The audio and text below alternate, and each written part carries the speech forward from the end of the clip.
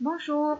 Alors, on va procéder comme ça. Donc, je vous ai fait un petit diaporama que je vais commenter et vous lire au fur et à mesure. Donc, vous devez écrire tout ce qu'il y a sur ce diaporama. Donc, on va commencer d'abord par faire la suite du cours. Donc, sur les déterminants et les différents types de déterminants de santé. Ensuite, je vous mets la correction des documents qui étaient à finir en théorie pour lundi. Ensuite, je vous fais le cours sur l'application directe de ces documents. Et enfin, dans un dernier temps, je vous mettrai sur École Directe les documents qui sont à faire pour jeudi, donc pour demain. Hein? Allez. Alors, donc on était au chapitre 5. Donc tout d'abord, les différents types de déterminants. Donc je vous rappelle que vous aviez normalement noté un tableau dans lequel il y avait les types de déterminants et à côté, dans la deuxième colonne, vous aviez des exemples. Donc là, je vous mets en fait la définition de tous ces types de déterminants.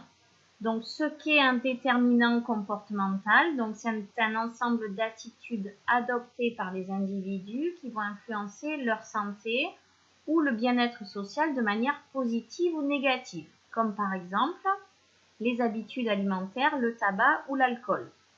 Ensuite, les déterminants socio-économiques, c'est un ensemble de caractéristiques sociales, culturelles et économiques liées à la vie en société, comme par exemple l'éducation ou la culture.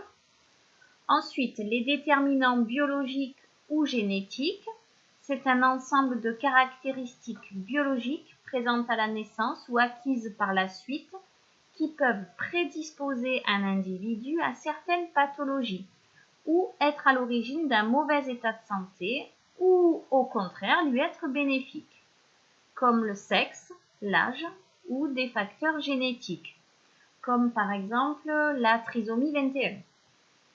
Ensuite, les déterminants environnementaux. Donc, c'est un ensemble de caractéristiques du milieu de vie, comme le climat, la qualité de l'air ou de l'eau, les polluants chimiques ou physiques. Par exemple, dans le cadre du travail, une exposition à l'amiante ou au plomb. Dernier type de déterminants, les déterminants sanitaires, ou on dit aussi liés au système de soins. C'est ce que nous, je crois, on avait écrit dans notre tableau. On avait dû mettre système de soins. C'est l'offre de services, d'équipements sociaux et de santé, la quantité et la qualité de l'offre de soins, l'accès à l'offre de soins. Voilà, ça c'est pour les définitions de chacun des types de déterminants qu'il va falloir apprendre et bien connaître. En conclusion sur ce grand 2, sur les différents déterminants, donc on peut dire qu'il est incontournable d'agir sur les déterminants afin d'améliorer l'état de santé de la population et éventuellement réduire les inégalités que l'on constate. Inégalités qu'on avait constatées, je vous rappelle, dans le chapitre 4 où on avait parlé des contrastes de santé. Voilà, donc tout ça, ça va dans le cours, je vous rappelle. Maintenant, la correction des documents qui étaient à faire, page 56-57. Donc, le document numéro 5. D'abord, donc le schéma. On vous demandait d'entourer chaque facteur suivant le type de déterminant. Donc, en rouge, les facteurs biologiques. Donc, j'ai mis la prédisposition génétique et la mobilité réduite. Alors, on avait évoqué en classe le fait que la mobilité réduite, ça pouvait éventuellement être lié à un comportement, par exemple, quelqu'un qui avait un accident. Mais on considère ici que c'est biologique parce que sinon on vous aurait mis accident, lié à une prise de risque, la vitesse, la consommation d'alcool, etc. Ensuite, en vert, déterminants comportementaux. Donc grignotage, compulsion alimentaire, alimentation diversifiée et équilibrée, activité physique régulière et sédentarité.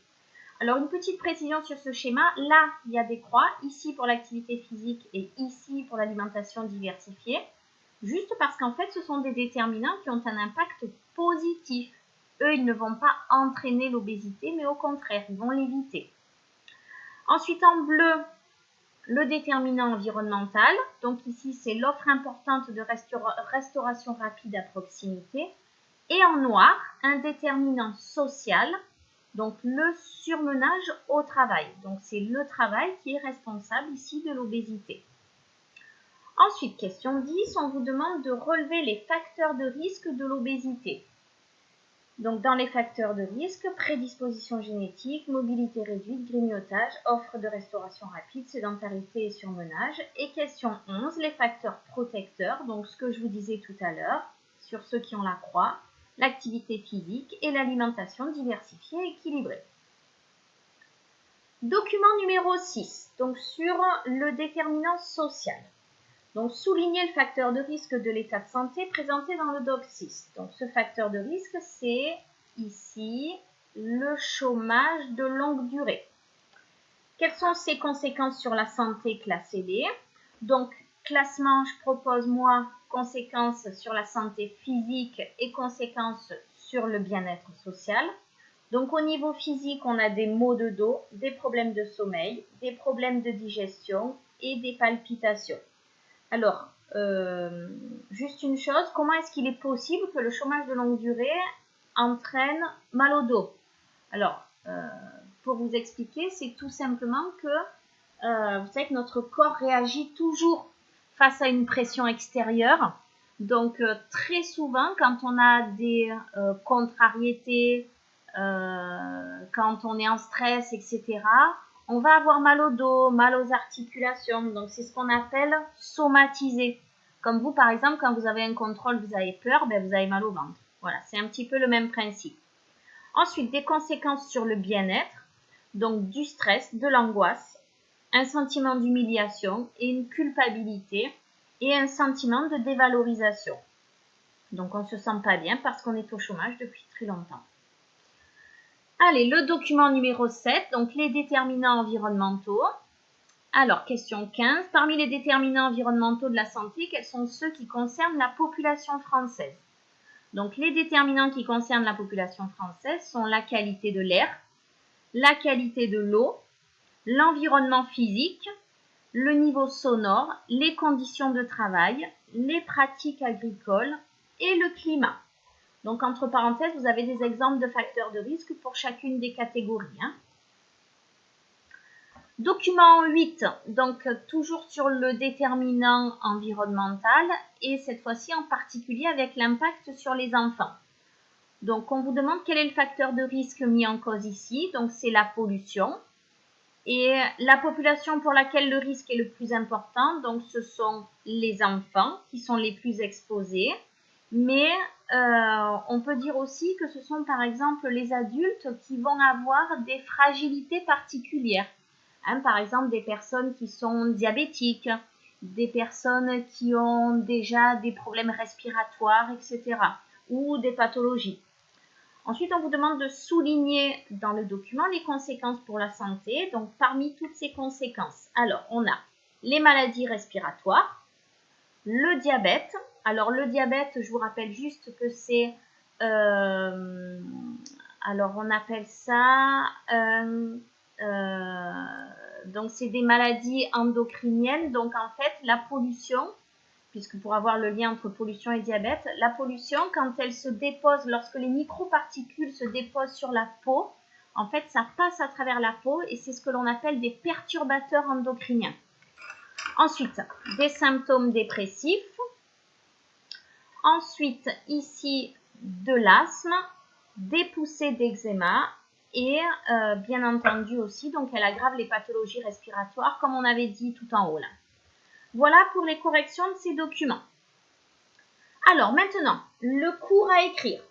Donc vous mettez un grand 3, l'impact des déterminants sur la santé. Grand A, les déterminants sociaux de la santé. Donc les déterminants sociaux tels que la CSP, catégorie socio-professionnelle, le chômage, l'appartenance culturelle vont avoir des répercussions importantes sur la santé physique et mentale. Par exemple, le chômage de longue durée, donc là je reprends l'exemple qu'on avait dans le document, va entraîner les conséquences suivantes. Alors j'ai distingué santé physique, santé mentale. Et là on reprend ce qu'on avait dégagé dans les documents. Donc au niveau physique, mal de dos, sommeil, digestion, problèmes cardiaques. Et au niveau mental, le stress, l'angoisse, la culpabilité, le sentiment de dévalorisation. Un grand B, les déterminants environnementaux de la santé. Donc, c'est le deuxième exemple qu'on avait vu dans les documents. Donc, je vous dis que de la même manière que le précédent, un certain nombre de déterminants environnementaux concernent la population française et vont avoir des conséquences sur leur santé. Donc, ces déterminants sont la qualité de l'air, la qualité de l'eau, l'environnement physique, c'est-à-dire par exemple l'exposition au soleil, le niveau sonore, par exemple des avions, quelqu'un qui habite à côté d'un aéroport, les conditions de travail, donc l'exposition à des substances cancérigènes comme par exemple l'amiante ou le plomb, les pratiques agricoles avec l'utilisation de pesticides, et je vous rappelle que par exemple ces pesticides sont largement remis en cause depuis quelques années et petit à petit sont interdits dans l'agriculture. Et dernier point, le climat. Donc, les principales conséquences de ces déterminants sont l'apparition de pathologies telles que les cancers, le diabète, les maladies respiratoires, l'asthme, l'eczéma, etc. Ces déterminants peuvent également conduire à des syndromes dépressifs. Donc là, on est sur la santé mentale. C'est la seule conséquence au niveau mental.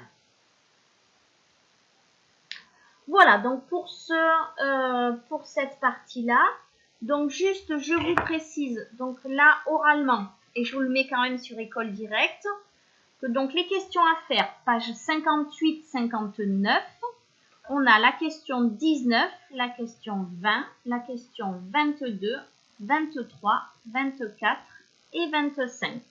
Donc ça à faire pour jeudi, et je vous retrouve jeudi, on fait pareil, je vous donne la correction et ensuite la partie cours. Voilà.